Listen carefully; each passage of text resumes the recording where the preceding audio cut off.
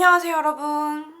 오늘은 제가 이제 어느덧 10년차 다이어터로서 도대체 건강한 다이어트가 왜 중요한지 10년 전에 제가 이걸 진즉에 알았더라면 훨씬 좋았을 텐데 싶었던 것들을 정리해보는 시간을 가져보려고 합니다. 우선 요즘에 다이어트에 대한 인식 자체는 굉장히 좋아진 것 같아요. 10년 전에 제가 다이어트를 처음 시작했을 때만 하더라도 무조건 덜 먹고 무조건 많이 움직이는 게 다이어트의 유일한 방법인 것처럼 소개가 됐었거든요. 그래서 저도 10년 중에 8년을 무조건 적게 먹고 무조건 많이 움직이는 그런 방법으로 굉장히 비효율적이게 다이어트를 하다가 정신을 차리고 2년 전부터는 최대한 건강하게 제 그런 성향상 맞는 방법을 찾아서 다이어트를 하고 있는데, 제가 지난 8년 동안 잘못된 다이어트를 함으로써 겪었던 100% 경험담의 부작용 탑3와 해결 방안을 말씀드리고자 합니다. 우선 첫 번째, 절대라는 강박인데요. 제가 강박이 진짜 심했어요. 제 스스로를 옥죄었던 강박에 대해서 제가 적어둔 게 있는데, 첫 번째, 6시 이후론 무조건 안 먹기. 두 번째, 운동은 무조건 매일 하기. 세 번째, 치팅은 절대로 안 하기. 저는 과자나 케이크, 제가 진짜 지독한 빵순인데 그 빵 한 입을 단 한 번도 먹지 않았던 때도 많았어요. 사실 성공적인 다이어트를 위해서 어느 정도의 가이드라인이 필요한 건 부정할 수 없는 사실이에요. 그런 것도 없이 어떻게 다 참고 인내하고 다이어트를 성공할 수 있겠어요? 다만 중요한 건 우리는 기계가 아니기 때문에 어느 정도의 유도리가 필요해요. 즉, 본인이 처한 환경이나 상황, 성격에 맞게 가이드라인도 좀 변화할 필요성이 있다는 거죠. 절대가 위험한 이유는 저는 일단 두 가지라고 생각을 하는데, 첫 번째는 이게 결국은 폭식과 요요를 불러요. 다이어트 성공 다 하고 나서 이게 확 풀어지는 거죠. 그래가지고 이제 목표는 이뤘으니까 더 이상 거리낄 게 없어서 막 폭식하고 또 요요 오고, 이거를 제가 8년을 반복했기 때문에 절대라는 강박이 위험하고, 두 번째로는 이 절대에서 벗어났을 때 오는 심리적 압박감 때문에 갑자기 스스로를 놔버리는 경우가 있어요. 사실 괜찮거든요? 잠깐 벗어났다고 갑자기 몸이 막 찌고 막 요요가 오지 않아요. 근데 그 절대라는 걸 못 지켰다는 그런 심리적인 부담감 때문에 굉장히 많은 것을 놓게 되고 갑자기 의욕을 상실하는 경우가 있어요. 그렇기 때문에 절대라는 강박이 그만큼 다이어트에서는 큰 문제라고 할 수 있겠고요. 이것을 해결하기 위해서는 무조건 남이 하는 방법, 소개되는 그런 극단적인 방법을 바로 내 몸에 도입할 것이 아니라 내가 지킬 수 있을 정도의 가이드라인을 설정한 다음에 꾸준히 노력하는 것이 그것을 해결하는 방안이라고 말씀드리고 싶습니다. 두 번째 제가 겪었던 부작용 탑2는 모월경 그리고 탈모.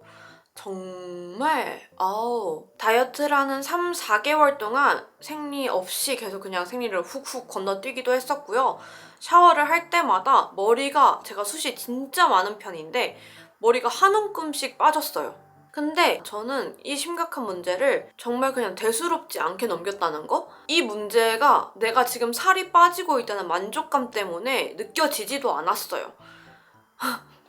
진짜 무서운 거죠? 지나고 보니 깨달은 건데, 모월경과 탈모가 내가 활동량에 비해 섭취하는 영양소가 너무 적었을 때 몸에서 정신 차려, 너 이거 아니야 라고 말해주는 신호더라고요. 만약 다이어트 중에 정말 규칙적이던 생리가 갑자기 뚝 끊겼다거나 샤워를 하는데 저처럼 막 한 움큼씩 빠진다 싶으시면은 무조건 섭취량을 늘리셔야 되고요. 물론 여기서 그렇다고 막 치킨, 막 피자 막 이런 걸로 섭취량을 늘리시면 안 되고, 건강한 식단 내에서 적정한 탄단지 비율을 맞춰서 섭취를 해주시는 게 해결 방안이라고 할 수 있습니다. 탄수화물, 단백질, 지방은 보통 5대 3대 2 혹은 4대 4대 2 정도의 비율로 섭취를 하려고 노력하고 있고요. 저탄 절대로 저는 비추천. 빵 순위가 아니다, 그리고 운동량이 생각보다 많지 않다 싶으시면 저탄 괜찮을 수 있어요. 근데 저처럼 운동량도 많고 빵순이이신 분들은 나중에 저탄하다가 빵으로 그냥 막 요요가 막 확 와버리니까 적정한 탄단지가 중요합니다.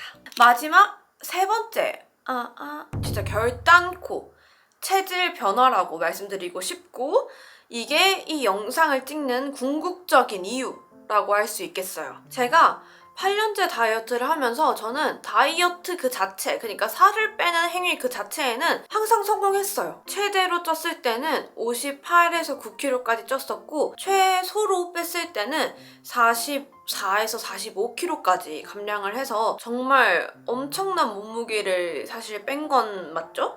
그렇게 다이어트 성공했는데 왜 부작용이냐? 라고 물으신다면 제가 딱 제 목표인 44, 45로 완성됐을 때 전 이미 그때부터 다이어트 성공했지만 글렀어요. 이미 글렀던 거였어. 왜냐? 살이 엄청나게 잘 찌는 체질도 함께 성공했기 때문이에요. 8년 동안 다이어트를 하면서 극단적인 방법, 즉 초절식, 초저염식을 하고 많이 움직였기 때문에 다이어트가 다 끝났을 때 그냥 일반식이나 아니면 그냥 뭐 먹고 싶은 거 뭐 빵이나 치킨 이런 거 먹을 수 있잖아요. 다이어트 끝났는데. 근데 그런 것들을 조금만 먹어도 몸이 엄청나게 붓고 그 붓기는 살이 되고 지방은 계속 쌓이고 한마디로 정리하자면 그냥 빼기 전보다 훨씬 쉽고 빠르게 지방이 몸에 턱턱 붙었어요. 그리고 살과 함께 빠진 근육량 때문에 기초대사량도 낮아졌고 특히 여자는 근육량 순수하게 1kg 늘리는 것만으로도 진짜 힘들다고 하거든요. 실제로 해보니까 진짜 힘들어요. 1kg 하나 늘리는 게. 근데 저는 그거를 다이어트 시작 전에는 20에서 21kg 정도의 근육량이 있었다면 다이어트가 끝나고 나서는 18에서 19kg까지 거의 2, 3kg의 근육량을 잃었던 거예요. 고로 건강한 다이어트를 위해서는 무조건 적절한 운동 그리고 적절한 식단이 병행되어야 해요. 이 말인 즉슨 조금 더 자세하게 들어가면 과한 근손실을 방지하는 본인 활동량에 맞는 적절한 영양 섭취가 필요하다는 겁니다. 다이어트를 하면서 사실 근손실이 어느 정도는 일어날 수밖에 없는 것도 맞아요. 어찌됐건 내 몸을 커팅하는 과정이기 때문에 근손실이 생길 수밖에 없지만 그래도 최대한 지켜가면서 다이어트를 하는 게 중요하고요. 그렇게 다이어트를 하기 위해서는 적절한 운동 그리고 본인의 활동량에 맞는 적절한 영양 섭취가 무조건적으로 필요합니다. 그 영양 섭취에 대해서는 식품 영양학을 전공하신 전문가분들의 채널 핏블리님, 피톨로지 우수님, 응비님 굉장히 많으니까요. 시무티님도 그렇고 그런 다양한 영상들을 참고하시면서 내가 어느 정도 활동량이 있으니까 난 이렇게 이 정도는 먹어줘야겠구나를 알아보시는 것도 방법입니다. 제가 다이어트를 하는 동안 먹방 컨텐츠가 안 올라오잖아요. 그러니까 이런 정보 전달의 컨텐츠도 열심히 준비를 해보겠습니다. 혹시 원하시는 컨텐츠나 이야기거리가 있으시다면 댓글로 스르륵 적어주고 가시면 돼요. 오늘도 저와 소중한 시간을 함께 해주신 모든 분들께 진심으로 감사드리고요. 저의 이런 영상이 여러분에게 조금이나마 여러분의 다이어트에 조금이나마 보탬이 되었기를 바라면서 우린 다음 영상에서 또 만나요. 안녕!